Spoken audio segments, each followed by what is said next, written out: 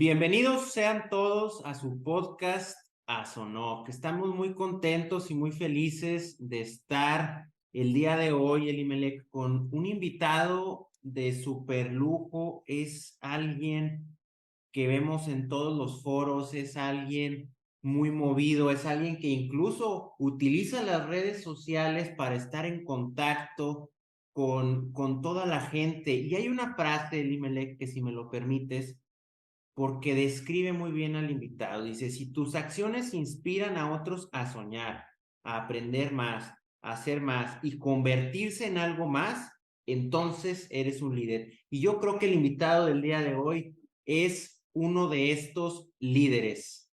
Totalmente de acuerdo, Francisco. Muchas gracias. Y yo también estoy muy feliz de estar en un episodio más aquí en Asonoc, el podcast. Y como bien lo mencionas, con un líder, con una persona que está pues siempre en los medios tratando de comunicar pues sus conocimientos, tratando de compartirlos con pues todos los profesionales del cumplimiento, de la prevención del lavado de dinero. Y pues hemos tenido muchos episodios aquí en Asonoc, el podcast, pero siento que la balanza ha estado muy cargado al sector financiero. Entonces creo que el invitado de hoy nos va a dar como decimos acá, un aire, ¿verdad? Una visualización un panorama más amplio, general, de lo que realmente abarca todo el ecosistema, todo el marco jurídico de la prevención del lavado de dinero. Y estoy hablando de las actividades vulnerables, estas que aparecen ahí en la ley LFPORPI, conocida como la ley antilavado, ¿verdad? Comúnmente conocida así, y que en su artículo 17 menciona todas esas actividades. Entonces, por eso estoy muy feliz de tener hoy a Alejandro Ponce aquí con nosotros. Muy buenas tardes, bueno, buen día, buenas tardes. Me da mucho gusto saludarlos y estar con ustedes, Elimelec, Francisco.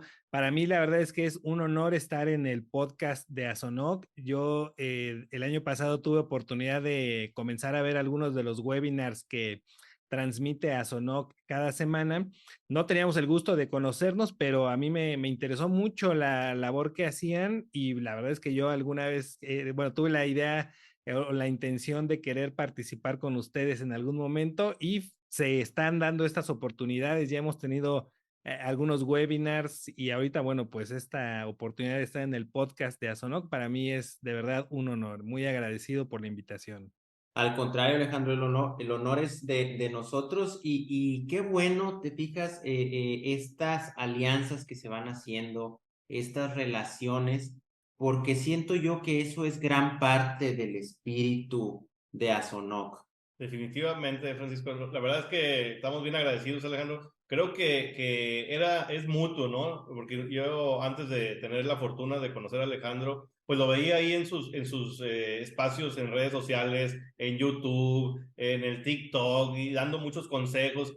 Y yo decía, oye, necesito contactar a Alejandro para que venga a participar a Sonoc, porque necesitamos profesionales bien capacitados, pues realmente que nos vengan a ayudar a compartir conocimiento con nuestros agremiados. Y bueno, fue allá el año pasado, creo que fue noviembre del año pasado, donde coincidimos en la ciudad de Chihuahua, Francisco, y tuve la fortuna de participar, bueno, no participar, de asistir al foro de Asofis, la asociación hermana de nosotros, que les mandamos un saludo aprovechando, allá Noel Aguilera de Asofis.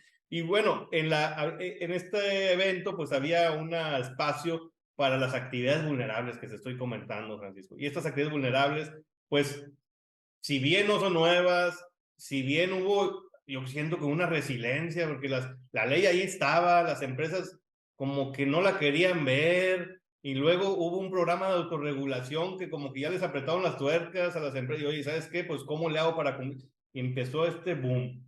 Ahora sabemos que hay ciertas iniciativas de reformas ahí que se dice que están en la congeladora, pero que ya vienen muy pegadas al sector financiero, que se vislumbra una auditoría, ya existe la certificación, ahorita nos va a platicar Alejandro. Entonces, la verdad es que necesitamos conocer más de esas actividades vulnerables, ¿no, Francisco? Necesitamos adentrarnos a ellas. Totalmente, Limelec. Y como tú bien comentas, en este episodio vamos a tocar cada uno de estos temas que son de gran relevancia para todo nuestro auditorio. Pero, ¿qué te parece si vamos comenzando por preguntarle a Alejandro, Pues, ¿quién es Alejandro Ponce?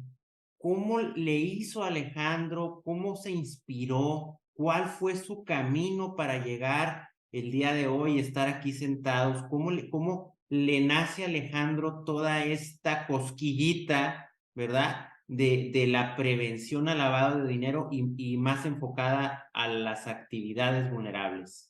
Gracias, Francisco. Pues es cierto que el resultado de lo que somos hoy o lo que somos hoy es el resultado de la unión de muchos sucesos, muchos eventos que han ocurrido a lo largo de nuestra vida.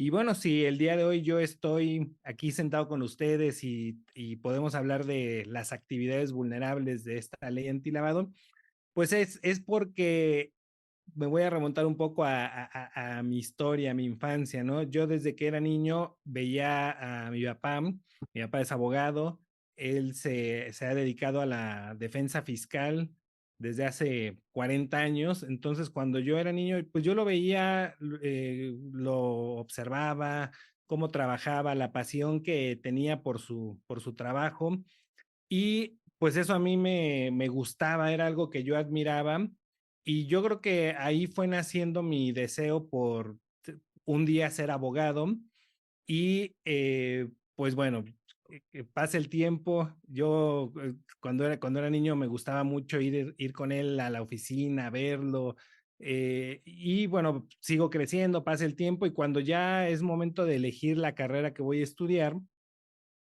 pues no dudé en estudiar derecho. Yo quería ser abogado y pues, yo desde que salgo de la prepa, ya esas vacaciones, digamos, ya no las tuve, pues yo ya me fui a la oficina a trabajar, bueno, empezar a trabajar, ¿no? Ya, y una vez que entró a la universidad, iba yo a clases en la mañana, salía de clases, me iba a la oficina, regresaba a clases en la tarde cuando me tocaba y bueno, pues ya mi vida de estudiante la iba yo alternando con los inicios en la vida profesional, laboral.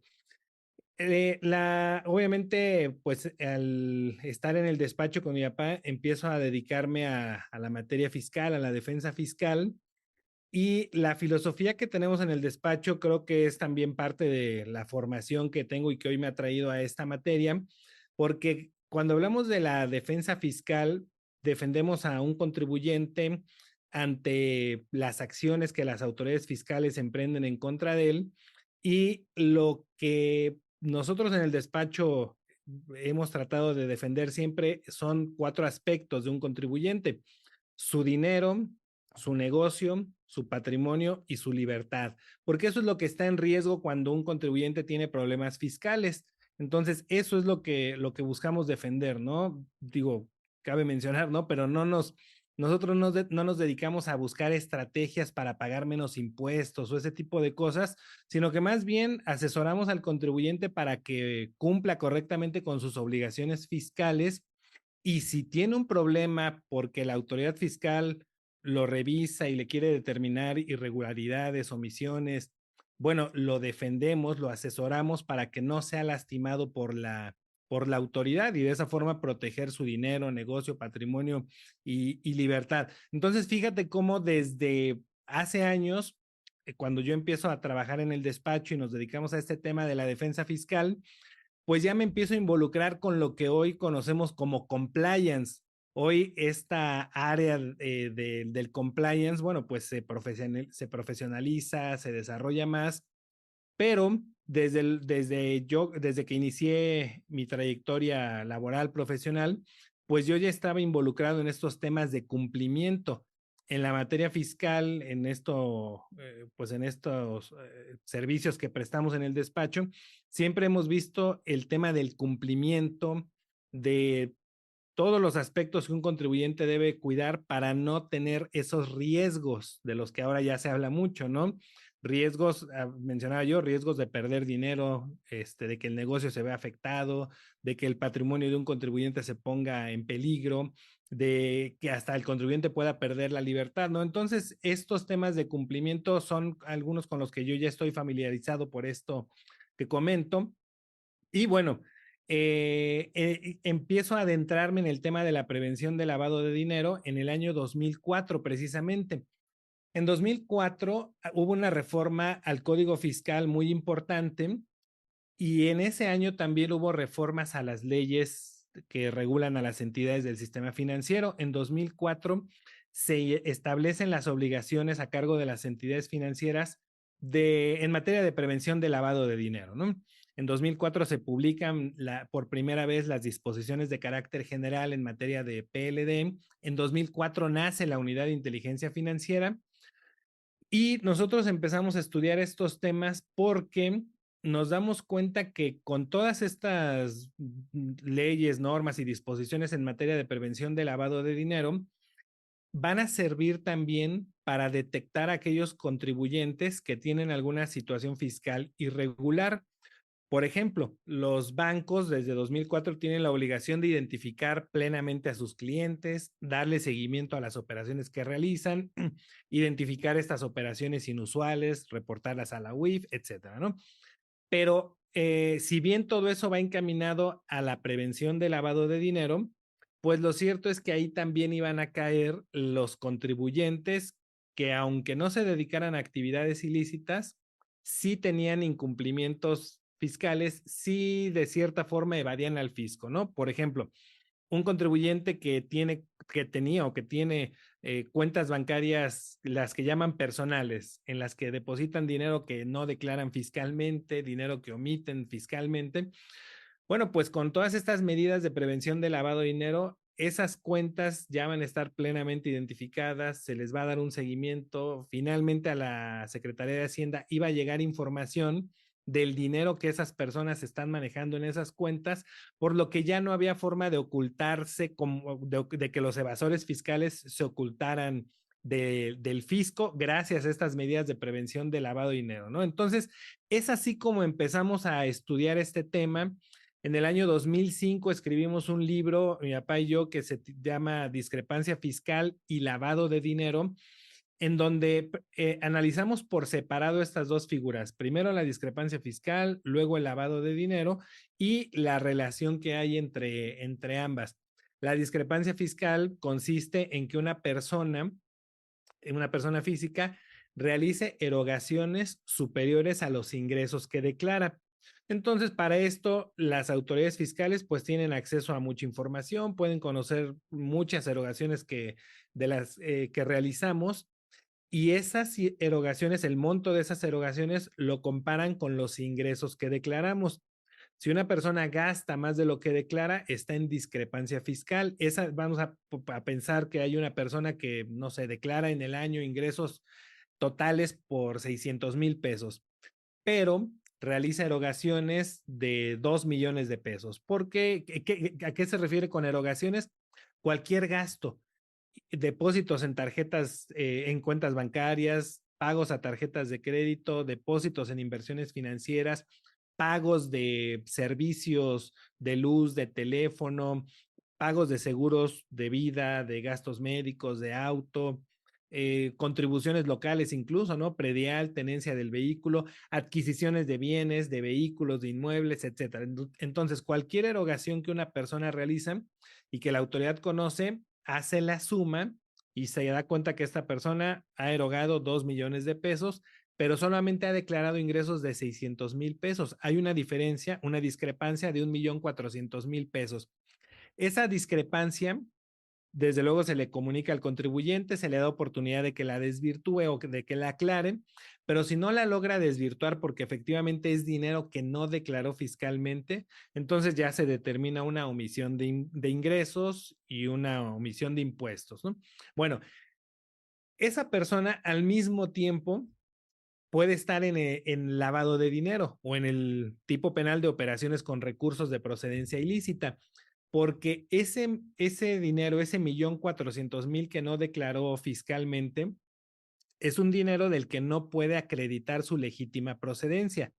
Y lo van a detectar cuando lo mete al banco, cuando lo utiliza para pagar tarjetas de crédito, cuando lo mete en una inversión, porque las entidades financieras pues van a identificarlo, van a darle seguimiento a sus operaciones, van a reportar las operaciones inusuales, las relevantes, etcétera. Y bueno, se van a dar cuenta que esta persona está manejando dinero del que no puede justificar su legítima procedencia porque no lo declaró fiscalmente. Entonces, hay mucha similitud en ambas figuras, discrepancia fiscal y lavado de dinero, y con toda esta normativa que nace en 2004, pues esas personas iban a ser fácilmente detectables. Entonces, aunque en 2004 empezamos a conocer este tema y estudiarlo, el de la prevención del lavado de dinero, nuestra intención no era en un principio asesorar a entidades financieras, sino más bien seguir asesorando a los contribuyentes para que tengan un cumplimiento fiscal correcto, para que manejen bien su dinero, cumplan con la ley y no los detecten gracias a toda la normativa de PLD como evasores fiscales, ¿no? Entonces, es por eso que empezamos a adentrarnos en este tema, en esta materia.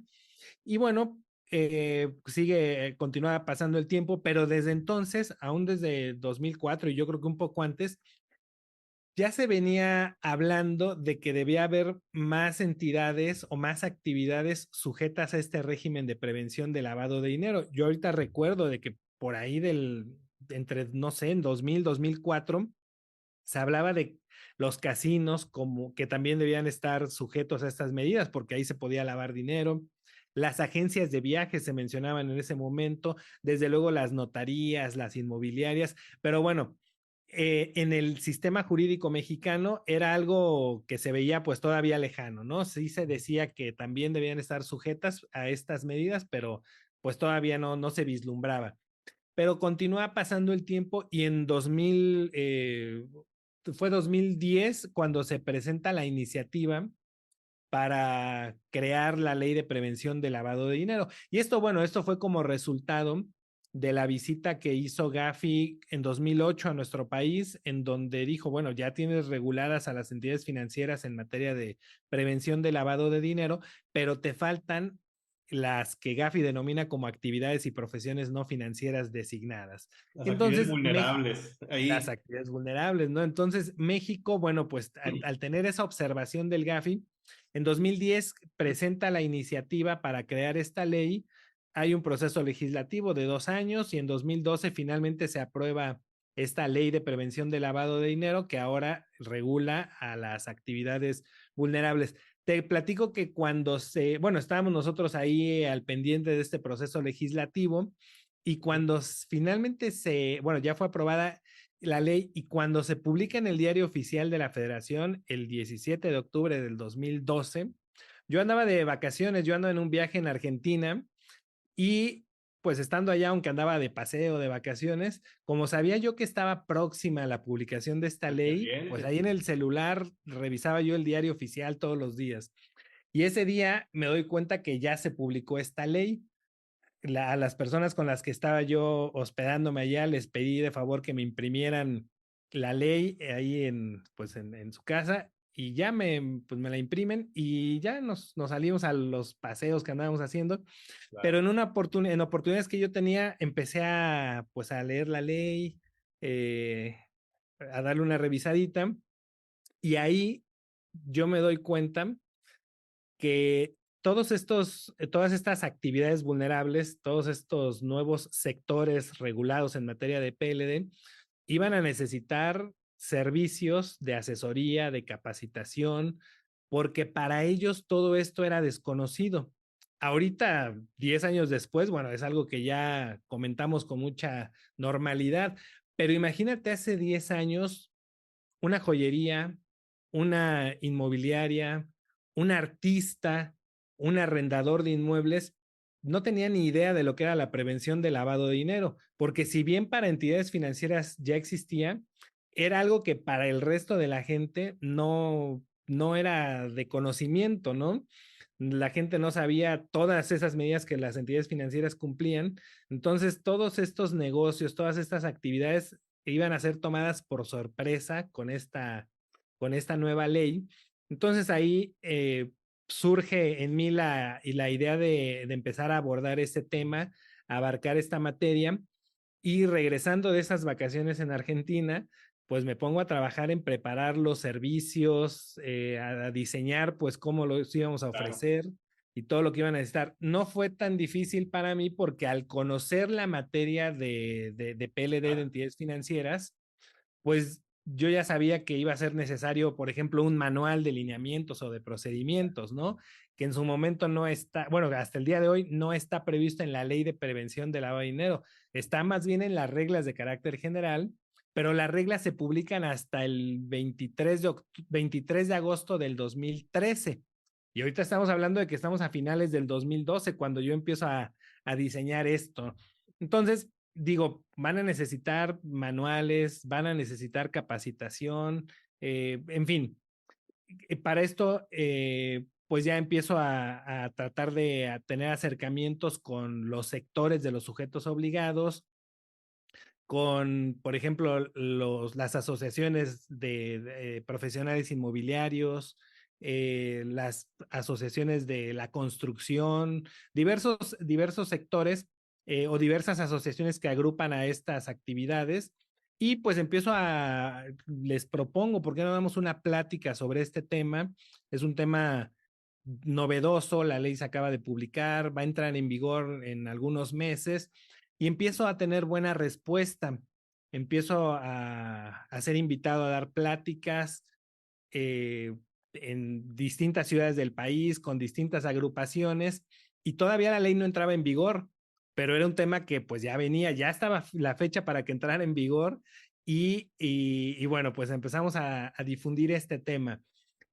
Entra en vigor la ley y a los pocos días, el 16 de agosto del 2013, se publica el reglamento de la ley. Y a la semana 23 de agosto se publican las reglas de carácter general. Entonces, para esa fecha ahora sí ya tenemos la normativa completa. Ley, reglamento, reglas, y se establece como fecha, ahora sí ya de entrada en vigor bien, de que tenemos que empezar a identificar clientes, a presentar avisos el 1 de septiembre de 2012. ¿Ok? Alex, Entonces, bueno. ahí me gustaría hacer una pausa, Sí. porque pues me queda claro pues obviamente la vida te fue llevando a este mundo de la prevención del lavado de dinero. Y nos está hablando Alejandro, tú Francisco, de 2004, casi 20 años, ¿no? ¿Ya cuántos? Sabrá Dios. Oye, vamos a casi 20 años de esto. Me imagino que fue, y yo me acuerdo lo que comenta Alejandro, esas estrategias de los contadores antiguos, ¿verdad? Dice, oye, una cuenta personal y una cuenta fiscal, te decían. Y ibas tú con un alterón así de tickets, no, que facturación electrónica ni que nada. Metías todos los tickets y facturas y lo que te fueran dando notas y tú no sabías ni qué y se lo llevabas al contador. Ahí está, tú te garras. Ah, no, muy bien, y esto. Y ya nos está hablando que las instituciones de crédito ya tenían la obligación de empezar a identificar a sus clientes. Oye, ¿cuál cuenta fiscal, ni qué cuenta personal, ni qué nada? Uno, en el desconocimiento como usuario, pues tú no sabías eso, ¿verdad? Evidentemente esto fue una evolución, ¿verdad? Una evolución hasta el día de hoy, como bien comenta Alejandro, discrepancia fiscal. Hoy aquí ya hay temas que posiblemente están afectando a los contribuyentes, a lo mejor hay una evasión que ya está tipificada, hay muchas cosas que nos fue llevando a todo esto. Hoy ya sector financiero, nos habla, disposiciones salieron antes que la ley, ¿verdad? Las disposiciones ya estaban para el sector financiero, las disposiciones de manuales de cumplimiento, identificación de clientes, umbrales, todo esto. 2012, ley antilavado, se publica, ya 2003 empieza en vigor. Oye, toda esta evolución ha sido constante. Yo creo bueno, para el día de hoy ya sector financiero y sector vulnerable están muy cerca. Se han agregado algunas actividades que quiero que nos platique ahorita Alejandro, se han algunas actividades vulnerables. Creo que por ahí activos virtuales, hay nuevas actividades que ya se consideran vulnerables, pero había un desconocimiento total. Yo lo que vengo es que, ¿cómo ven? Estamos hablando desde 2004 hasta el 2023 que ya estamos, y todavía siento que el sector falta a un conocimiento. Es increíble, ¿eh? Es increíble. Y ya hablas en el sector vulnerable de más de 100,000 sujetos obligados, hablas en el sector financiero de 6,000 entidades financieras, por ahí un universo.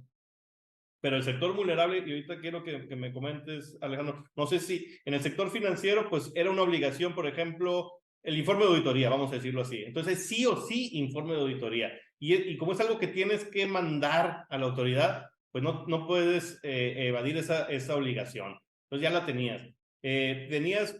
Ahora ya hasta tiene que ser por auditor certificado, ¿verdad? Y ese tipo, sistemas automatizados, sí o sí. listas, sí o sí. Entonces, todo esto en el sector financiero, yo creo que el sector vulnerable va hacia allá, apuntando hacia allá, ¿no? De tal manera que, no me dejes mentir, creo que fue en 2019 que hubo ese programa de autorregulación, ¿verdad? Por Sí. allá, ¿verdad? 2019, que las empresas dijeron, oye, espérate, las multas son millonarias, cumples o sí, y siento que fue una buena iniciativa, que de tal manera muchas empresas sí reaccionaron, se inscribieron ya en los portales, se adhirieron a este programa de autorregulación y creo que hubo ya una mayor difusión de toda esta ley. Claro, como tú dices, tú eres un especialista que ya venía desde el 2004 estudiando y como decía mi abuela, ¿verdad? No es el punto, es el puntero, ¿verdad? Entonces, pues Alejandro, pues lo conocen desde toda la vida, todo se le hace ya muy digerible y se saben los artículos de memoria y las fechas y todo, pero pues no todos estamos así, ¿verdad? Entonces, a lo que voy, ya salió esto del programa de autorregulación. ¿Tú cómo ves el sector? ¿Ha madurado? ¿Ya las empresas tienen mayor conciencia de que tienen que dar cumplimiento a la ley? ¿Cómo vislumbras el sector de actividades vulnerables? ¿Ya está más maduro a partir de esto? ¿Fue buena iniciativa o no? Yo creo que es tan grande la diversidad de sujetos obligados en las actividades vulnerables. O sea, hablamos desde casinos, que el casino, bueno, es un negocio con una estructura grande, formal, muy establecida, hasta mencionamos hace un momento, ¿no? El artista que pinta y que pues a lo mejor no tiene una estructura como la de un casino. Podemos hablar de un arrendador y incluso dentro de la misma actividad vulnerable hay mucha diversidad. Cuando hablamos de arrendadores, podemos hablar de aquellos grandes corporativos dueños de inmuebles grandes, que las rentas son muy elevadas, que los clientes que rentan el inmueble son empresas transnacionales, hasta una señora propietaria de un inmueble que es el único arrendamiento que tiene.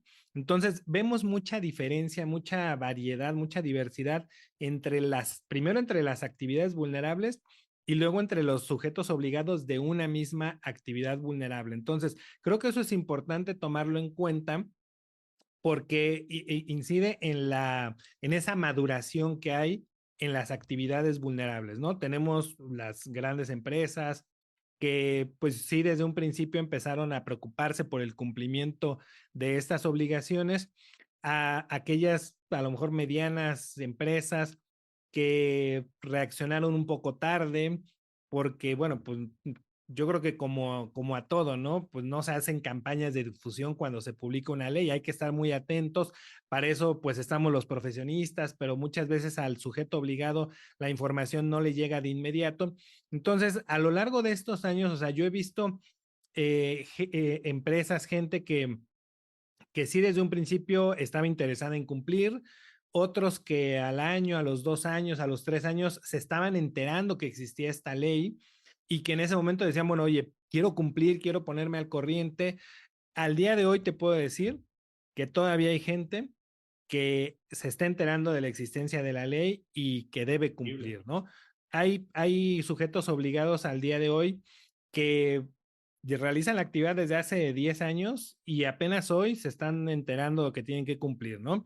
Hay otros que a lo mejor empezaron a realizar la actividad hace 3 años, 5 años, y bueno, hoy se enteran que deben de cumplir. Entonces, es complicado por todo esto, por todas estas características. Es complicado decir que a lo mejor hay una buena maduración o un nivel de maduración, porque también a diferencia de las entidades financieras, que a lo mejor muchas o las más grandes pues ya tienen eh, pues mucho tiempo de estar funcionando, operando, en las actividades vulnerables pueden estar surgiendo prácticamente todos los días, sobre todo en algunas, ¿no? Si habláramos de los inmuebles, de la construcción, pues cualquier día pueden estar surgiendo desarrolladores inmobiliarios o constructores en todo el país y entonces cada vez hay nuevos sujetos obligados. Entonces, el número que mencionabas ahorita, también de que hay alrededor de 100,000 sujetos obligados en actividades vulnerables, también es muy incierto porque, bueno, como te decía, ¿no? Como les decía, al día de hoy hay muchos que debieran estar cumpliendo y no lo están haciendo, no están registrados en ese padrón de actividades vulnerables. Pero también hay muchos que hoy están iniciando y que van a iniciar el próximo mes y el siguiente mes. Entonces, es un número muy, esos 100,000 es un número muy incierto, es muy difícil conocer con precisión cuál es el número real de personas físicas y morales que realizan actividades vulnerables.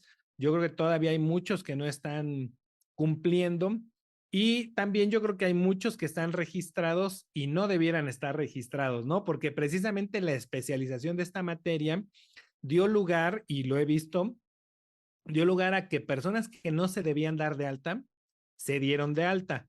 ¿Por qué? Porque pues el contador que les lleva la contabilidad, que les atiende los asuntos fiscales, pues supo que había esta ley, supo que ahí decía, no sé, que el arrendamiento era actividad vulnerable, ¿no? Y les dijo, ay, ¿saben qué? Ustedes como rentan inmuebles tienen que darse de alta. Se dan de alta, pero en realidad no están obligados porque el monto de las rentas que tienen está debajo de los umbrales que marca esta ley. Entonces también hay mucho sujeto obligado que no está, bueno, mucha persona que está dada de alta y que no tiene que, La no está obligación. obligada a darse de alta. Entonces, ¿cómo vemos la maduración? Bueno, ya haciendo todo este preámbulo, ¿cómo va la maduración? Pues yo creo que va poco a poco, porque por lo menos ya hay más, un poco de más difusión del tema. Ya gracias a que ahora pues hay más pláticas, más conferencias sobre este tema en muchos lugares, bueno, ya la información está más cercana a la gente y ya hay más posibilidades de que se enteren si tienen o no que cumplir, ¿no? Es lento este proceso, pero creo que sí vamos mejor que hace 10 años, ¿no? Súper bien. Totalmente, coincido mucho contigo, Alejandro, en todo esto que nos comentas y nos platicas. Si bien dependiendo, o sea, no es tanto la actividad en sí, sino el modelo de negocio que tienes para poder determinar si eres o no eres una actividad vulnerable. Y me llama mucho la atención también que comentas que por ese desconocimiento y ese también querer, vamos a ponerlo de esta manera, ayudar, porque hay contadores, hay abogados que si bien son expertos en su materia, no están especializados en la materia de PLD. Entonces, un contador, un abogado, no puede ser un asesor en PLD si no tiene esta certificación, si no tiene todo este camino, si no es, vaya, si no es el especialista en, ¿verdad? Es como si voy con un doctor, ¿verdad? A tratarme Un doctor un general, doctor general la vista. a tratarme la vista, ¿no? Por ejemplo, Exacto. así es. Entonces, me va a dar ahí algo, pero no es el remedio, ¿no? No es la solución.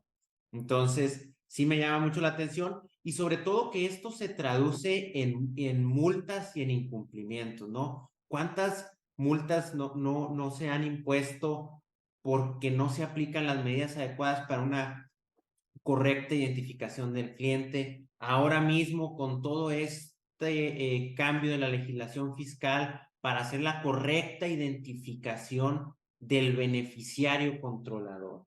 Así es, y antes de llegar a eso, Francisco, bien interesante esto, ya estás entrando en esta figura que en el sistema financiero ya estábamos muy habituados a él, al beneficiario final y todo esto, propietario real, todo esto.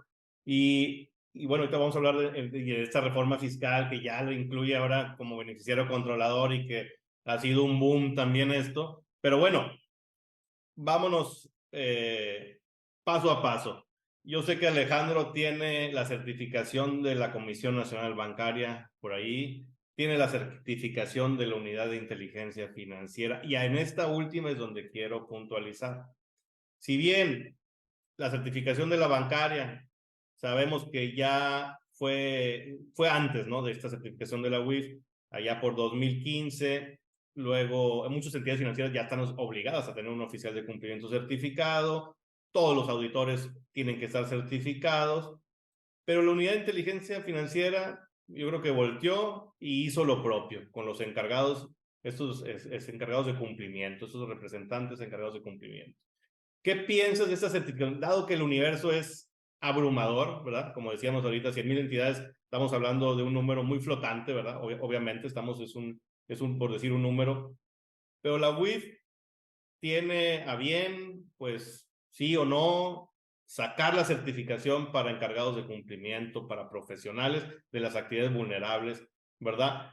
Pero, pues, no sé, si yo en lo personal también tengo la fortuna de estar certificado por las dos autoridades, pero siento que hay una diferencia aún, que no ha tenido este boom, esa certificación de la Unidad de Inteligencia Financiera como lo tiene la bancaria, incluso al momento de uno, pues ir al examen, ir a esta prueba, pues ves diferencias sustanciales, hay mucha resiliencia, no hay tanto quórum, vamos a decirlo de esa manera, ¿verdad? No arrastra tanta gente como la de la bancaria. ¿Será que no hay toda una obligación, Alejandro? ¿Cómo ves esa certificación? ¿Es bueno tenerla? ¿No aporta? A cara al futuro es, oye, yo sujeto obligado, mi encargado de cumplimiento me conviene ya tenerlo con una certificación. ¿Crees que en las reformas, a lo mejor estas que están ahí en la congeladora, puede ya existir esto de que tenga que estar certificado el auditor o el encargado? ¿Cómo ves esa certificación así en grandes rasgos que tiene la Unidad de Inteligencia Financiera? Mira, creo que las actividades vulnerables tienen un pequeño inconveniente. Hablábamos hace un momento de cuando entra en vigor esta ley que toma por sorpresa a los sujetos obligados, a quienes realizan alguna de las actividades vulnerables. Y yo desde los cursos, las conferencias que daba desde entonces, yo mencionaba que el inconveniente que tienen o el problema que pueden tener es que como los avisos de esta ley se presentan a más tardar el día 17 del mes siguiente y se presentan a través de un portal que administra el SAT, este tema de prevención de lavado de dinero se podía confundir con el tema fiscal y quienes realizaban actividades vulnerables en un principio y todavía algunos al día de hoy piensan que por estos dos detalles, ¿no? De que los avisos se presentan el día 17 y en un portal que administra el SAT, esto lo puede hacer el contador. Y entonces teníamos a las constructoras, a las joyerías, a las inmobiliarias, a todo mundo diciéndole al contador, oiga contador, pues a partir de ahora usted también se va a encargar de lo de ley antilavado, ¿no? Y muy bien lo mencionaba ahorita Francisco, y yo lo decía desde entonces, el contador puede ser asesor en materia de prevención de lavado de dinero o puede dedicarse al cumplimiento de esta ley de prevención de lavado de dinero. Sí, sí puede, pero si se especializa en la materia, ¿no? Entonces, claro que lo puede hacer el contador, pero sí tenía que ser muy consciente primero el contador de que no es lo mismo. O sea, no porque sea el día 17 y en el portal del SAT, pues lo puede hacer el contador, porque ya que empiezas a conocer esta ley, te das cuenta que la única, o bueno, el presentar los avisos no es la única obligación.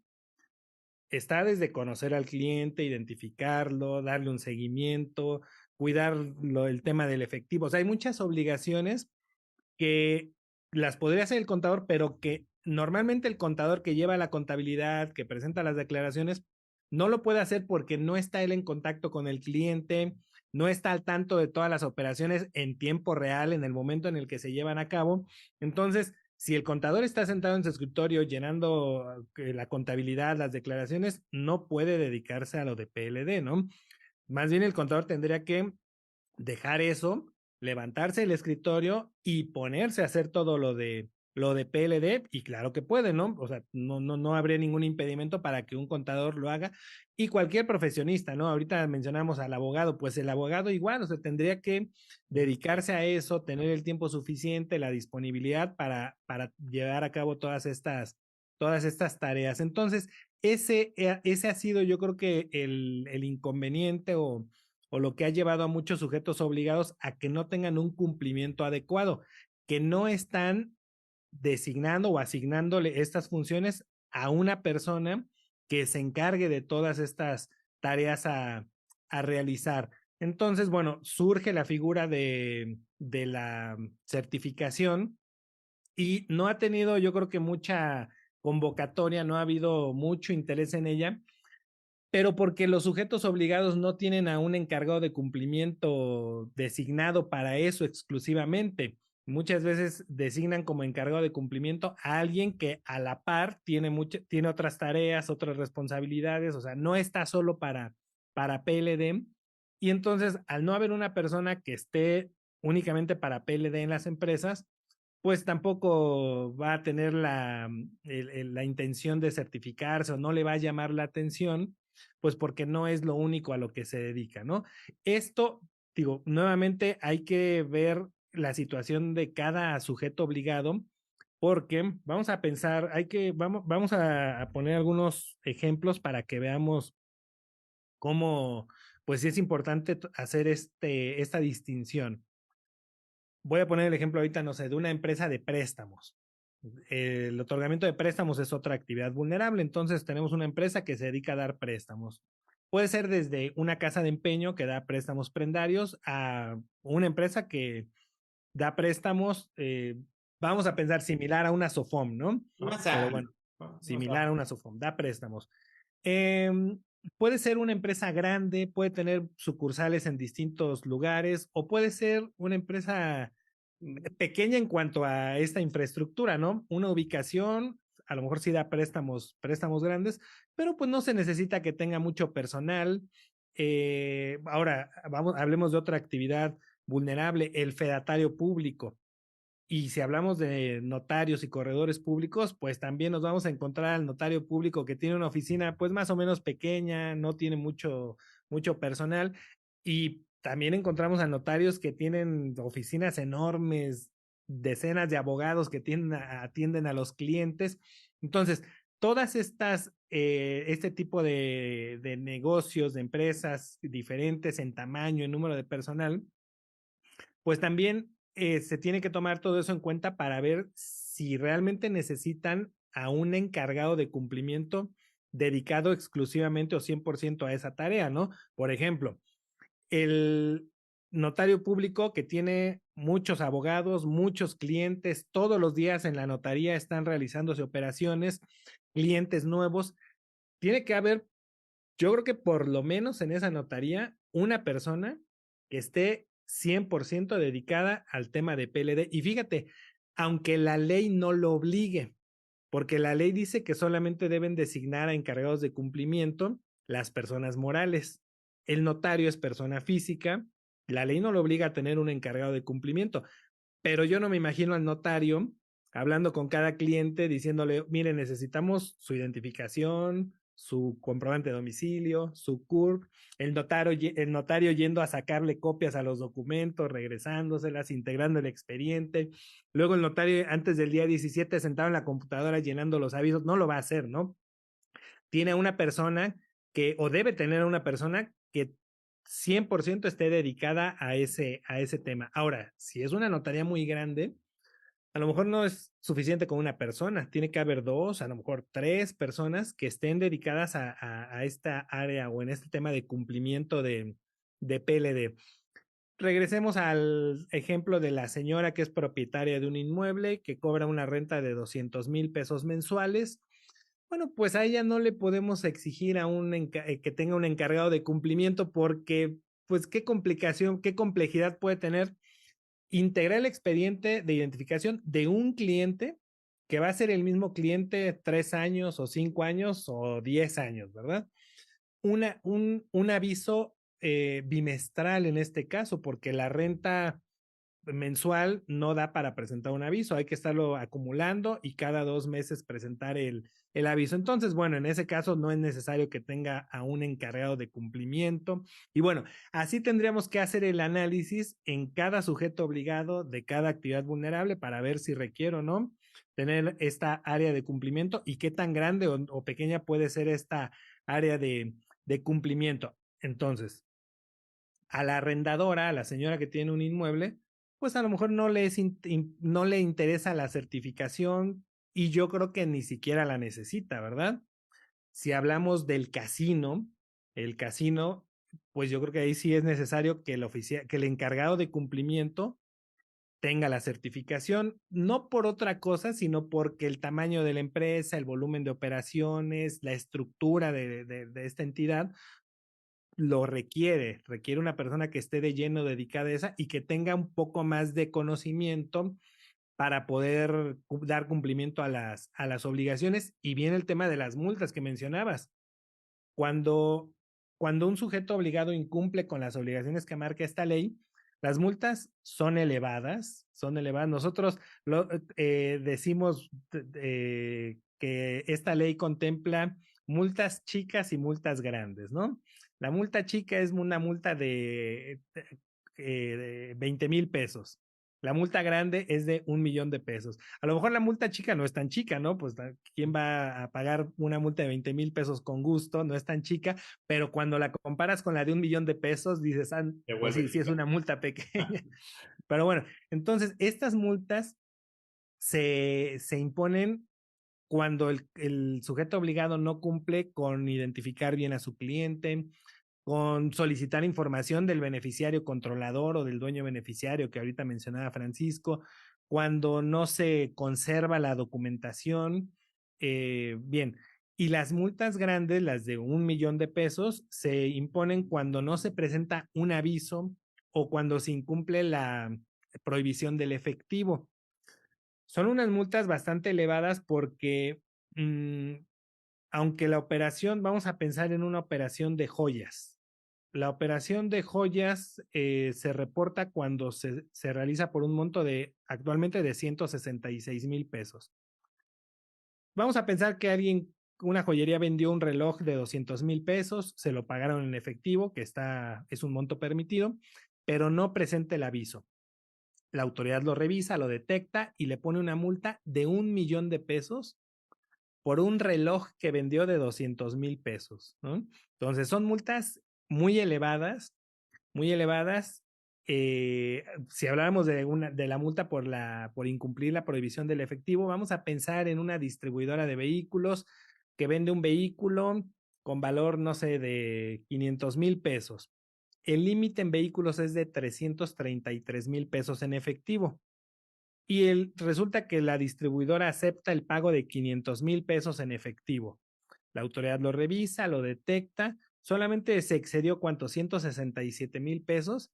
Bueno, pues la multa mínima es de 1,000,000 de pesos. Entonces, son multas muy elevadas que pueden hacer mucho daño a quienes realizan estas actividades vulnerables si no cumplen, si no establecen los procedimientos necesarios para dar cumplimiento, si no tienen al personal capacitado para su área de cumplimiento. Aquí es donde se vuelve valiosa esa certificación, precisamente Sí, en este tipo de empresas de este tamaño, que ya se requiere a alguien que al menos tenga, como se dice en el sector, los conocimientos mínimos necesarios para dar cumplimiento a la ley, porque tanto sector financiero como sector vulnerable, las certificaciones no te da una certeza de un profesional experto totalmente. Sabemos que ya la misma autoridad dice, esto es para tener, al menos, comprobar que tienen los conocimientos mínimos para dar cumplimiento a las disposiciones, en este caso, pues a la misma ley o al reglamento, reglas, etcétera. Entonces, aquí es donde se vuelve, yo creo, está el punto medular, Alejandro, donde se vuelve valiosa esta certificación de estos encargados de cumplimiento. No sé qué opinas, Francisco. Totalmente, totalmente. Y es este grado de especialización, ¿verdad? El que pues nos da ese valor agregado a nosotros como asesores. Totalmente, y bien lo mencionaba Alejandro. Oye, casualmente, portal en el SAT, día 17, pues el contador, ¿verdad? Así como los impuestos, es lo primero que se te viene a la mente, ¿verdad? Yo soy un pequeño contribuyente, ni estoy enterado, de repente me hizo estas obligaciones, pues, ¿dónde se reportan? Pues en el SAT, muy bien. Y luego, no, pues los días 17, no, pues correcto. En mi mente, digo, nosotros estamos metidos en esta materia, pero comúnmente la gente puede llegar a pensar, pues lo va a hacer el contador. Y ahí, no me dejará mentir Alejandro, es donde los mismos colegios de contadores detectan esto. Oye, me están echando toda esta chamba y surgen todos estos comités de prevención del lavado de dinero dentro de esos institutos de contadores, donde ellos mismos, oye, me están pasando mucha chamba de empresas que realizan actividades vulnerables, ya necesito conocimientos de integración de expedientes, de umbrales, de límites de efectivo, y se crean hace algunos años, ¿verdad? Aquí nosotros estamos en la ciudad de Monterrey y tengo la fortuna de participar en el Instituto de Contadores de Nuevo León, y fue hace unos, ¿qué serán? Unos 6 años, vamos a decirlo así. Vamos a cerrar números, cuando se conformó el Comité de Prevención del Lavado de Dinero del Instituto de Contadores acá en Nuevo León, ¿verdad? Por ahí me he enterado que hicieron muchos colegios, hicieron lo propio en sus propios estados, pero precisamente por esta problemática que menciona Alejandro, a los contadores les empezó a llegar, oye, ya bastante tenían con el cálculo de impuestos, y luego que las dio, y luego que no esto, y ahora resulta que, ¿sabes qué, contador? Aquí te va lo de prevención de dinero, y no sabía ni lo O por lo redondo. Y es donde los colegios dicen, oye, hay que reaccionar rápido, porque, como dice Alejandro, hay multas chicas que depende, ¿verdad? Si vendo 30,000, pues la de 20,000 se me hace muy grande, pero hay multas muy grandes de 1,000,000 de pesos. Entonces surge toda esta problemática, y la certificación. Y ahora la especialización en muchos foros, como dice Alejandro, pláticas, institutos de contadores, de asociaciones. Ya el tema ya no es algo que se pueda dejar a un lado. Yo creo que ya es un tema que las empresas tienen que tomar con seriedad, ¿verdad? Los sujetos obligados ya no pueden andar jugando con esto, ¿verdad? Ya los especialistas se tienen que certificar. Yo creo que la autoridad ya ha ido detectando todo esto, y estamos por tener un marco jurídico bastante sólido de prevención del dinero, ya no solo en el sector financiero. El sector vulnerable se ha vuelto totalmente profesional. Ahorita, en relación con lo de las multas, me gustaría comentar que las multas son elevadas, pero no son excesivas en términos de lo que dice el artículo 22 constitucional, ¿no? El artículo 22 constitucional dice que están prohibidas las penas excesivas. Hay quienes han llegado a pensar o a mencionar que por los montos de estas multas tienen el carácter de excesivas, pero no es así. Y comento primero las 3 características que tienen estas sanciones, y que eso lo señala el GAFI, el Grupo de Acción Financiera, que es el que dicta los estándares mínimos que todos los países deben adoptar para combatir el lavado de dinero. El GAFI le dice a los países, debes de establecer en tus legislaciones internas sanciones eficaces, disuasivas y proporcionales. Bueno, las multas que tenemos en esta ley reúnen esas 3 características. Son, bueno, explico cada una, ¿no? Las multas, cuando se dice que las multas deben ser eficaces o las sanciones, significa que si la autoridad detecta a alguien en incumplimiento, debe imponer la multa, ¿no? O sea, nada de que, ay, pues te perdono, o no, pues que te la perdono, no, se Con impone la todos multa, boludos, ¿no? con todos parejos. Exacto, ¿no? Eficaz en la imposición de las Claro, multas. claro, claro. Deben ser disuasivas. Algo disuasivo es algo que te hace cambiar de parecer, ¿no? Que ya no haces algo porque te disuade y tomas otra acción.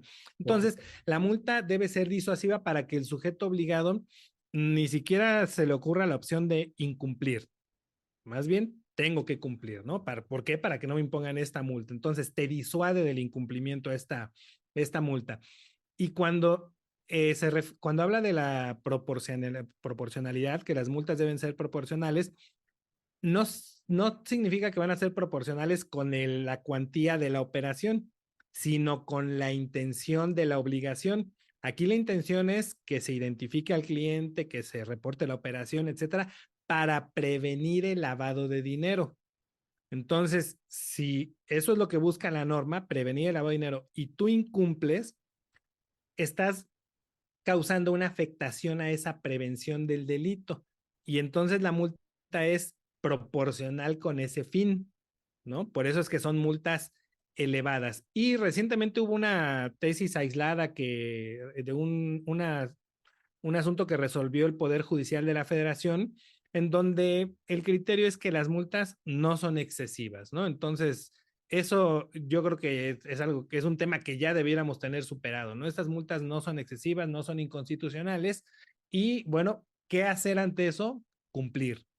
cumplir, ¿verdad? Porque es la única forma de evitar que nos impongan esas multas y la autoridad, contrario a lo que algunos pudieran pensar de que la autoridad no está supervisando este tema, de que no está imponiendo multas, no, sí lo hace, a lo mejor no tiene tanta presencia la autoridad supervisora, el SAT, porque, bueno, somos muchísimos sujetos obligados y no hay personal suficiente para revisar a todos. Qué bueno, porque si no, imagínate, a todos les estarían poniendo multas, pero con el poco personal que tiene el SAT para supervisar este cumplimiento, practican visitas, requerimientos y los incumplimientos que detectan los sancionan. Hay casos en donde al sujeto obligado lo multan con 300,000 pesos, 900,000 pesos, 1,500,000, 2 millones, 3 millones, 10 millones, 50 millones. Entonces, no hay que pues quitarnos esa idea de que no pasa nada, de que la autoridad no multa. La autoridad no se toca el corazón cuando es la hora de multar. Si te puede multar con 10 millones porque encontró los motivos para hacerlo, va a poner multas de 10 millones. Si puede multar con 30, lo va a hacer. Entonces, la única forma de evitar eso es cumpliendo. Así es. Totalmente, Alejandro. Y fíjate que, digo, ya nos platicabas aquí que si bien estas multas pues no son excesivas, cumplen con todas estas características, si bien es cierto, pueden poner en peligro la operación de un negocio, ¿verdad? Imagínate, hablamos de un sector de una constructora en donde el flujo de efectivo pues se ve muy comprometido, ¿no? Por el mismo giro.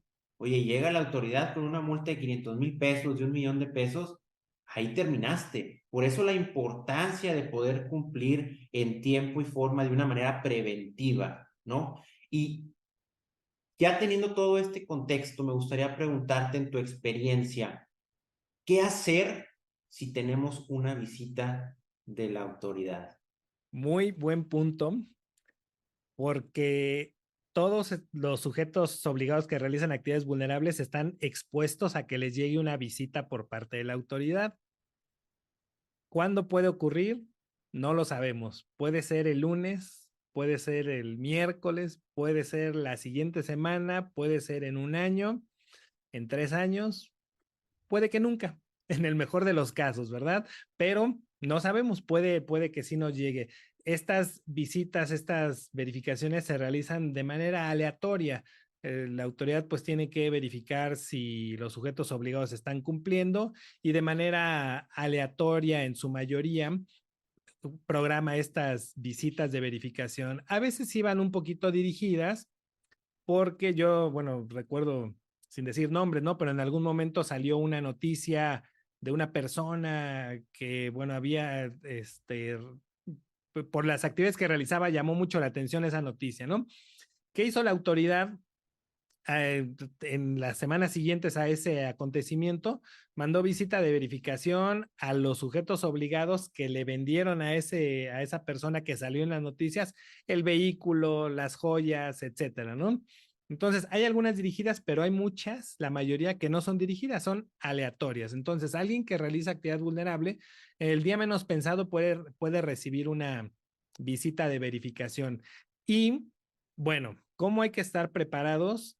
Pues lo primero es que hoy que no le ha llegado la visita, hoy cumpla con sus obligaciones. Si hoy tiene un cliente nuevo, que lo identifique tal como lo marca la normativa, que le dé seguimiento a sus operaciones, que identifique los indicadores de riesgo. Ahorita podemos profundizar un poco más en ese tema, que cuide los límites del efectivo, que conserve la documentación, que presente el aviso, que tenga un archivo bien integrado. Eso es muy importante, tener el archivo muy bien integrado, porque la visita puede llegar en cualquier momento. En cuanto a el archivo de la información y la documentación, también yo siempre he recomendado que se tenga un archivo de PLD. ¿Qué debemos tener en este archivo? Los expedientes de identificación de los clientes, la documentación soporte de las operaciones. Y aquí entra un punto muy importante porque ¿cuál es la documentación soporte de las operaciones? Pues desde las facturas de los vehículos que vendo, de las joyas que vendo, etcétera, las facturas, los comprobantes de pago, si son inmuebles, los contratos, las escrituras, etcétera. todo eso es soporte de la operación y lo tengo que tener en mi archivo de PLD. Muchas veces el sujeto obligado piensa, bueno, ¿para qué duplico archivos? O sea, todo eso ya lo tengo en la contabilidad, ahí están las facturas, ahí están los estados de cuenta, no sé, en el área de administración están los contratos, etcétera, ¿no? ¿Para qué duplico mi archivo y vuelvo a poner toda esa documentación en un archivo de PLD? Bueno, porque el día que llegue la visita te van a pedir todo eso. Y la visita, los visitadores, si ahorita llegan y tocan la puerta, ahorita les tenemos que permitir el acceso, ahorita inicia la visita con quien esté en el domicilio, aunque no esté el representante legal, aunque no esté la persona física sujeto obligado, inicia con quien esté en el domicilio. Entonces, si en ese momento lo recibimos, se empieza a levantar un acta, todo debe de reunir las formalidades que marca la ley, ¿no? Pero en ese momento me van a decir, te vamos a revisar las operaciones, no sé, de 2019 y 2020 y queremos los expedientes de identificación y la documentación soporte, etcétera. Si en ese momento yo me pongo a buscarla, a recabarla, ay, a ver, pues dile a contabilidad que nos mande las facturas, dile a administración que nos mande los contratos, dile acá que nos mande los estados de cuenta bancarios. No me va a dar tiempo de integrar todo y a lo mejor los visitadores, que muchas veces lo hacen, dicen, mira, no te preocupes, si en este momento no tienes todo a la mano, te damos 5 días, la ley establece que te tienes un plazo de 5 días. Entonces ahorita pues nosotros ponemos que te vamos a dar ese plazo para que entregues todo. El sujeto visitado puede sentir un poco de alivio y decir, ay, qué bueno, ¿no? Entonces ya cuento con 5 días para recabar la documentación. Eso es muy peligroso porque después la autoridad va a decir que como en el momento no tenías todo, posiblemente no cumpliste en tiempo con tus obligaciones, que esos 5 días los utilizaste para recabar la documentación de tus clientes y pues la entregaste a destiempo, ¿no? Entonces, lo del archivo es muy importante para que el día que llegue una visita, aunque no esté el sujeto obligado, aunque no esté el representante legal, aunque no esté el encargado de cumplimiento, haya alguien que sepa dónde está el archivo, que vaya y que diga, aquí está todo lo que me están requiriendo, ¿no? Para que en ese momento se pueda demostrar el cumplimiento. Aquí menciono algo. La ley dice que la autoridad va a verificar el cumplimiento en una visita y que solamente puede solicitar documentación relacionada con las actividades vulnerables. En una visita te piden estados de cuenta bancarios, te piden los catálogos, las balanzas y los auxiliares de la contabilidad. Y muchas veces el sujeto obligado se opone y dice, a ver, no me tienes que estar pidiendo todo esto, no estoy obligado a entregártelo porque no tiene nada que ver con las actividades vulnerables. Bueno, en primer lugar, se estaría incumpliendo con una obligación que es la de dar todas las facilidades para la visita. Pero hay que tomar en cuenta un aspecto muy importante. La autoridad viene a verificarme para ver si he cumplido y si no he cumplido me va a multar. El objetivo de la autoridad es multarme, encontrar incumplimientos para multarme. Yo como sujeto obligado, mi objetivo ante una visita debe ser demostrar que he cumplido para que no me multen. Y si para demostrar que he cumplido voy a entregar los estados de cuenta bancarios, porque ahí se va a observar, por ejemplo, que he cumplido con el límite de efectivo. No tengo depósitos en efectivo mayores a los límites. Bueno, entrego mis estados de cuenta bancarios. ¿Para qué me piden, por ejemplo, en una visita las balanzas, catálogos y auxiliares de la contabilidad? Lo piden porque la autoridad no sabe si todos los avisos que yo presenté corresponden a todas las operaciones objeto de aviso que yo realicé. Puede que yo haya realizado operaciones que no reporté y la autoridad, ¿cómo lo va a saber? Revisando mi contabilidad para ver qué operaciones están por arriba de los montos y lo único que va a hacer es comparar si todas esas operaciones las reporté. Es para lo que pide esa documentación. Nunca me va a revisar un tema fiscal, nunca va a revisar algo para lo que no sea el propósito de esa visita. Entonces, como sujeto obligado que recibe una visita, mi interés es demostrarle a la autoridad que he cumplido para que no me pongan multas. Aquí hay que llamar la atención sobre los sujetos obligados en el sentido de que el día que reciban una visita domiciliaria es bien importante que busquen un asesor que los apoye en la atención de esa visita por los siguientes motivos. Los visitadores que llegan al domicilio del sujeto obligado, a eso se dedican. Todos los días están practicando visitas, tienen práctica, tienen experiencia en las visitas. Su intención, su propósito es que al final de esa visita se determinen multas. Y yo creo que principalmente eso, ¿no? Tienen experiencia en la práctica de visitas y tienen el propósito de imponer multas. El sujeto visitado que recibe a los verificadores no tiene experiencia en la atención de visitas porque es la primera vez que va a atender una visita de verificación y que al no tener esta experiencia y al desconocer la intención de los visitadores, pues no va a atender correctamente la visita. No conoce la ley de procedimiento administrativo que dice cómo debe ser el desarrollo de una visita. Entonces, lo que pasa siempre es que le ven la cara al sujeto visitado y al final termina con la imposición de multas, ¿no? Entonces, es bien importante que alguien que recibe una visita pues de inmediato busque un asesor que lo ayude en la atención de la visita con el objetivo de que no haya multas, ¿no? Por ejemplo, eh, luego piensan, bueno, pues le hablamos al abogado ya que haya terminado el procedimiento de la visita, si nos imponen multas, ya que nos defienda. No, no, hay que evitar que impongan multas y eso es posible. A nosotros nos ha tocado atender muchos actos de verificación en donde la autoridad llega con la intención de imponer muchas multas y logramos que al final no haya multas o que las multas sean mucho menores a las que la autoridad quería determinar. Eso es posible si trabajamos durante el procedimiento de la visita, de la verificación, ¿no? Entonces, creo que eso es algo sobre lo que deben hacer conciencia los sujetos obligados. Sin duda, muy de acuerdo contigo, Alejandro. Y yo aquí, pues, percibo la complejidad que es cumplir realmente con la ley, la importancia, ¿eh?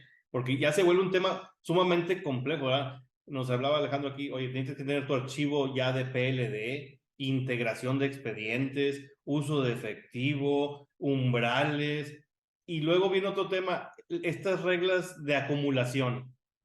O sea, todavía no es suficiente con todo esto que les estoy platicando y que nos está comentando Alejandro.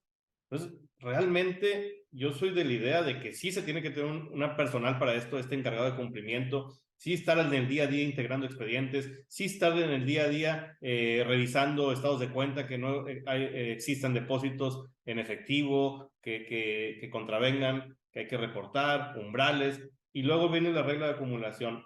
Y aquí es donde quiero ahondar un poquito. ¿Tú consideras, Alejandro, que se requiere un sistema automatizado? Porque yo lo veo en el sector financiero.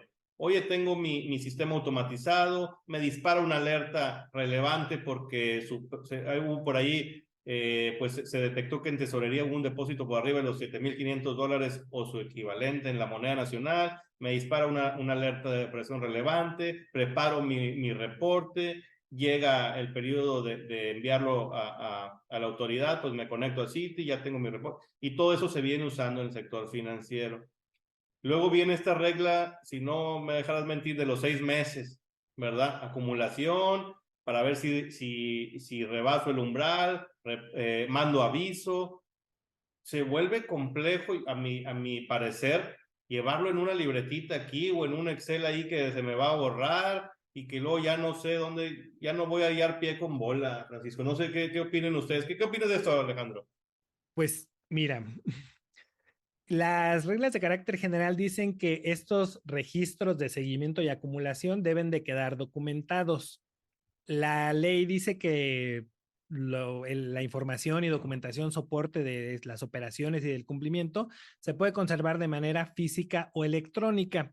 Entonces, ¿qué significa esto? En primer lugar, bueno, que sí debe de quedar un registro de este seguimiento y acumulación que hacemos de las operaciones y que lo podemos llevar, como bien dices, de manera manual o en electrónico, en un sistema en la computadora que puede ir a lo mejor desde un Excel hasta un sistema automatizado ya un poquito más complejo.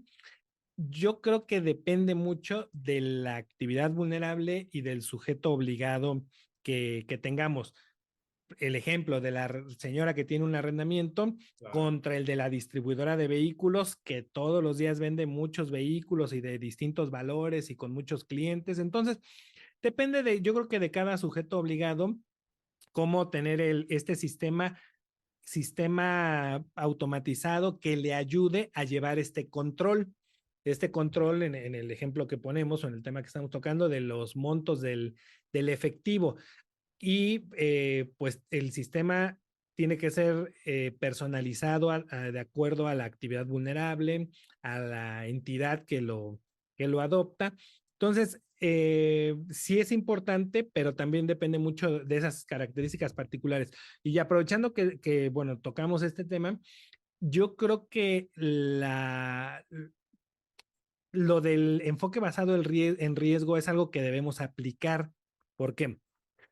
En primer lugar, la recomendación número 1 del Gafi nos dice que en primer lugar las autoridades, los países deben aplicar este enfoque basado en riesgo. ¿Para qué?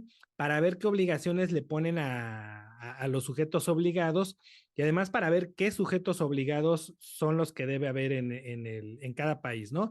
Por ejemplo, el Gafi en la recomendación 22 habla de las actividades y profesiones no financieras y menciona 5: casinos, joyerías, intermediarios inmobiliarios, abogados, notarios y abogados, contadores y notarios fedatarios públicos.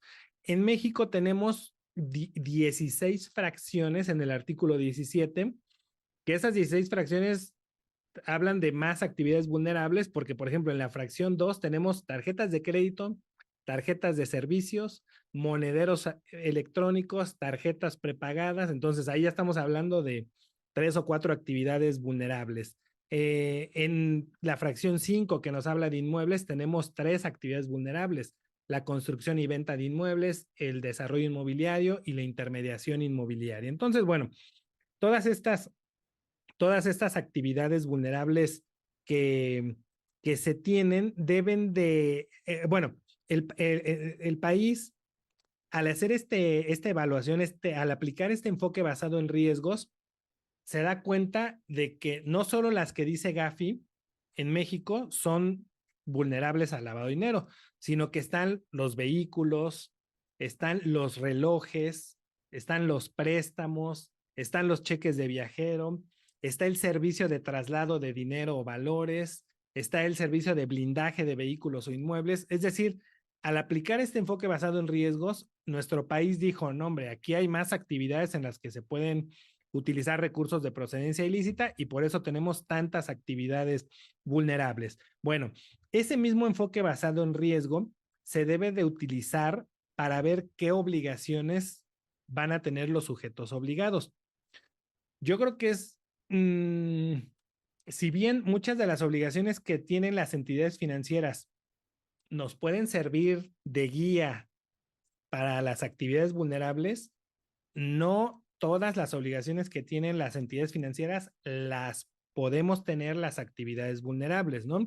Hay una iniciativa de reforma a la ley PIOR-PIM en donde ya se contempla lo de los sistemas automatizados, lo del informe de auditoría, lo de las PEPs, por ejemplo.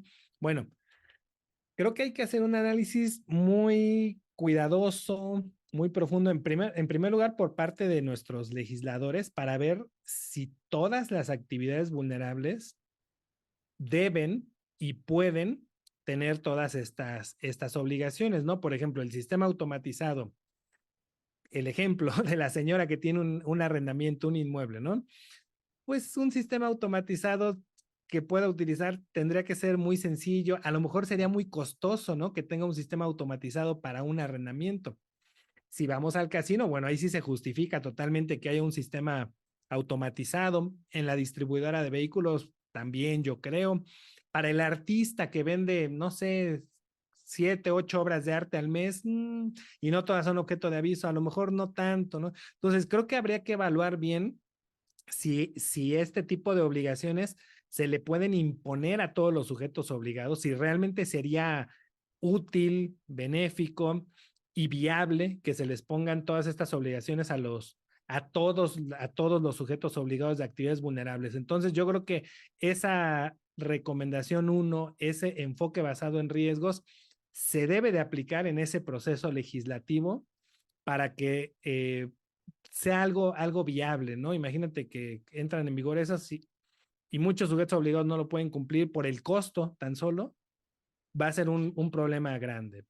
Sin duda, oye, aquí lo que estoy detectando es como en el sector financiero. Si sector financiero es costoso cumplir, muchas entidades, oye, espérame, ya tengo oficial de cumplimiento certificados, sistemas automatizados, listas, las cuotas de inspección y vigilancia, y soy una entidad de 3 personas.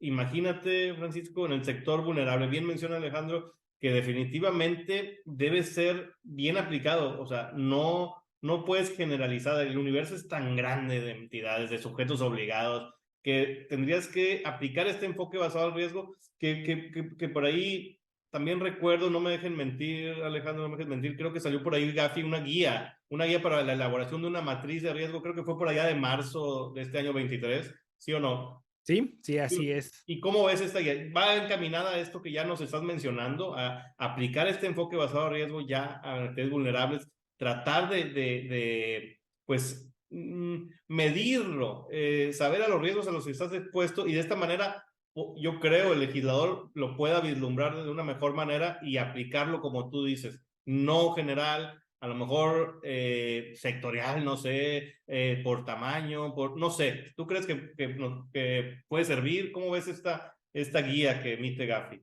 Bueno, en nuestra normativa mexicana, el riesgo en materia de lavado de dinero se define como la probabilidad o la posibilidad de que el sujeto obligado sea utilizado por el cliente para actualizar el delito de operaciones con recursos de procedencia ilícita. Dicho esto en palabras más sencillas, es que el riesgo es la posibilidad de que el cliente que viene a comprarme un inmueble, una joya, un vehículo, etcétera, utilice recursos de procedencia ilícita en esta operación.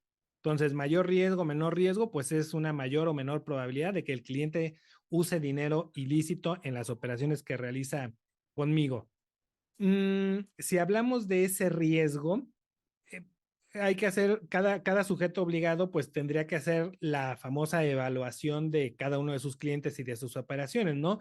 Determinar qué tipos de clientes tienen mayor o menor riesgo, es decir, mayor o menor probabilidad, cuáles de sus productos son de mayor o menor riesgo, ¿no? En cuáles productos hay más posibilidad de que me los paguen con dinero ilícito y en cuáles no. Pongo algún ejemplo, ¿no? En vehículos, yo creo que hay más probabilidad de que se pague con dinero ilícito un vehículo que vale 6 millones de pesos que un vehículo que vale 400,000 pesos, ¿no? Claro. Se toma en cuenta la forma de pago también. Obviamente, si el cliente me dice cuánto es lo más que puedo pagar en efectivo y llega con así hasta el último centavo del límite en efectivo, ¿no? En esa operación, pues hay más probabilidad de que ese dinero en efectivo sea ilícito que en una operación en la que me lo pagan con crédito bancario el 100%. Entonces, bueno, ese es el tema del riesgo que deben evaluar y atender las actividades vulnerables, y eso está un poco implícito en la normativa, porque la normativa, si bien establece umbrales a partir de los cuales todos los clientes deben ser identificados, montos a partir de los cuales todas las operaciones que superen esos montos deben ser reportadas, sí te da chance de evaluar el riesgo, porque cuando una operación tiene mayor riesgo, el aviso se debe presentar en 24 horas. Y para eso tenemos los indicadores de alerta que mencionábamos hace un momento. Entonces, el sujeto obligado debe estar atento a esas situaciones de alerta, y si en la operación hay una alerta, el aviso se presenta de inmediato, porque eso significa que hay un mayor riesgo, una mayor probabilidad de que el cliente traiga dinero ilícito. En cuanto al bajo riesgo, el único que beneficio que tienes si tu cliente es de bajo riesgo es que puedes conservar su expediente de identificación de manera simplificada, solamente datos, no documentos, así como el bajo riesgo del que se habla para las entidades financieras, ¿no? Eso es lo que sí está en ley. Ahora, lo que no está en ley es que cada actividad vulnerable haga una evaluación de su riesgo inherente. pues ahorita no está en ley, o sea, no tiene, el que lo haga o no lo haga, ahorita no tiene ningún efecto. Eh, ¿Qué efecto podría tener si lo hacen o no? En el cumplimiento de la ley, ninguno, ¿no? O sea, cada sujeto obligado lo puede hacer si gusta, para Una conocerse, mejor para tener práctica determinado. Uh-huh. ahora. Pero que tenga eso alguna consecuencia en el cumplimiento de la ley, no lo hay, ¿no? Ahora, esta guía de Gafilat lo que hace es una mezcla de estas dos cosas, del riesgo del cliente y de las operaciones con el riesgo inherente. Creo yo que no es tan útil en México que nos guiemos con esa guía de Gafilat, porque finalmente lo que tenemos previsto ya en la norma abarca todo eso, ¿no? O sea, si yo me apoyo en esa guía de Gafilat, no voy a terminar haciendo nada adicional o nada extra o nada mejor a lo que ya me prevé la normativa en México. Creo que la ley en México tiene un buen nivel y de tal manera que si yo cumplo con la ley, cumplo con el reglamento, adopto lo que dicen las reglas de carácter general, es suficiente para cubrir cualquier tema de riesgo, ¿no? Por ejemplo, las reglas de carácter general hablan de los avisos de 24 horas. La ley no, lo dicen las reglas de carácter general. Si yo no pongo cuidado en esos indicadores de riesgo, si yo no presento avisos de 24 horas, no estoy incumpliendo la ley y probablemente no me pongan multas. Bueno, no me ponen multas porque no es una obligación de ley. Pero si yo, atendiendo a las reglas de carácter general, estoy atento a los indicadores de riesgo, cuando se actualiza alguno de ellos, presento un aviso de 24 horas, ¿qué voy a lograr? Voy a lograr ser más eficiente en este régimen de PLD, porque yo a la UIF le voy a dar información que le va a servir. Le voy a decir, oye, ¿qué crees? En esta operación me la está pagando un tercero que no tiene una relación con el cliente. O sea, yo no sé si, bueno, no son hermanos, no son familiares, quién sabe quién es. Entonces yo te reporto esto porque es probable que ahí haya dinero ilícito. Cuando yo le reporto a la autoridad y le digo, oye, en esta operación, pues no hay una congruencia entre el valor de la operación y la actividad que la actividad que tiene el cliente. A lo mejor mi cliente es un ama de casa y me está liquidando una operación de un inmueble de 15 millones de pesos, pues no sé, yo te lo informo y ya unidad de inteligencia financiera, pues tú analizas esa operación, ¿no? Entonces, si cumplimos con lo que ya tenemos en la normativa en México, creo que es más que suficiente para que nuestro cumplimiento en el régimen de prevención o nuestra aportación al régimen de prevención sea útil, sea eficiente, ¿no? Oye, muy interesante todo esto que nos platica Alejandro Elimelech. Definitivo. Y yo me quedo con esto de cumplir de una manera preventiva. Si tenemos una visita, llamar a un asesor, ¿verdad? El tema también de los sistemas automatizados, el tema de conocer nuestros riesgos, el tema de la matriz de riesgos. Yo creo que fue una plática donde abordamos muchos puntos, donde abordamos muchos temas y yo creo que nos podemos quedar hablando horas, ¿verdad? No, claro, claro, es un tema que nos apasiona y yo también me quedo con esos puntos, Francisco. Me quedo, como bien menciona Alejandro, creo que tenemos un marco jurídico Sólido. sólido en materia de prevención del lavado de dinero. Si bien, pues todavía hay desconocimiento, como comentábamos al principio, ya el grado de cumplimiento ya es amplio, hay conocimiento, el sector ha reaccionado, está cumpliendo, tenemos empresas ya con un cumplimiento muy sólido. Entonces, yo me quedo con esos highlights que nos menciona también. Me quedo con, yo creo que una palabra que está muy de moda ahorita es el compliance. Si tú aplicas un sistema de compliance, no tienes por qué caer en estos incumplimientos, ya de entrada, ¿no? Ya tienes un sistema integral dentro de tu empresa de compliance. Entonces, obviamente vas a visualizar todos estos riesgos de los que platicamos y vas a poner todos los mitigantes, vas a cumplir con todas las áreas y eso te va a minimizar el riesgo como empresa. Y bueno, ya veremos qué pasa con las iniciativas que están ahí, que ya nos hablan del informe de auditoría, que ya nos hablan de los sistemas automatizados. Vamos a ver qué pasa en el futuro, ¿no crees, Francisco? Totalmente, totalmente. Quedamos ansiosos a ver qué es lo que se aprueba en las cámaras. Así es, y bueno, pues quiero agradecer a Alejandro. Muchas gracias, Alejandro, adelante. Muchas gracias, Elimelec. Igual como punto así final de cierre, creo que el cumplimiento no debe ser caro, debe ser eficiente, debe ser acorde a cada sujeto obligado y ser eficiente. Entonces, aquí nos quedamos con eso, sí. eficiencia y acorde, ¿no? Acorde a cada sujeto obligado, definitiva. Nomás, ¿sabes qué? Me quedo un poco triste con la señora del arrendamiento, tú, Francisco. Pobre señora, se dio de alta y no tenía la obligación. Pero bueno, muchas gracias, Alejandro. Te agradecemos mucho que hayas estado aquí en este episodio de Azonoc, el podcast. Nos dejas con mucha información, con mucho conocimiento que vamos a compartir, que se está compartiendo con todos nuestros agremiados, profesionales, todo este auditorio que nos sigue aquí en Azonoc, el podcast. Yo creo que nos dejas un muy buen sabor de boca y nos quedamos con muchas interrogantes o todavía para otro. Esto da para mucho más para otro episodio, ¿no crees? Totalmente, totalmente. Podemos hacer episodios de cada uno de estos temas y no terminamos, ¿verdad? No terminamos. Y bueno, también sumarme al agradecimiento porque esté con nosotros el licenciado Alejandro Ponce Rivera y Chávez. Oye, ¿sabes qué? No, último comentario antes de cerrar. Por ahí, no sé si un pajarito ahí por ahí me comentó que mañana cumpleaños Alejandro, ¿es cierto eso? Felicidades, Alejandro. Aprovechamos aquí este espacio de Azonoc, el podcast, para felicitarte públicamente y para que el auditorio que nos esté escuchando, pues sepa que cumple el 3 de junio Alejandro y que pues si lo ven por ahí, pues lo feliciten, ¿no? Claro, claro que sí. Muchas gracias. Y bueno, pues agradecido con Dios por todo lo que me ha dado oportunidad de vivir, y una de las maravillosas experiencias es poder estar compartiendo este momento con ustedes. Así que agradecido también mucho con ustedes, que nos sigan en los webinars de Azonoc, porque ahí vamos a estar con alguna frecuencia, y que me sigan en mi canal de YouTube, Alejandro Ponce PLD, porque ahí compartimos también información con el ánimo de abonar a esta cultura de cumplimiento.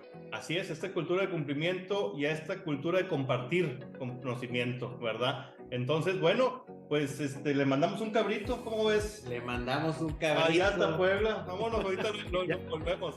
Ya quedó grabado. Muchas gracias, un abrazo muy fuerte y nos vemos próximamente en otro episodio más de Azonoc, el podcast. Y por supuesto, y siempre con invitados de la misma talla de Alejandro Ponce Rivera. Profesionales de alta gama. De así, alto nivel. Como te decía hace rato, que decía mi abuela, no es el punto, es el puntero, es el bueno, el que vale la pena, el que realmente da valor, ¿no? Entonces, muchas gracias, Alejandro, y pues hasta la próxima.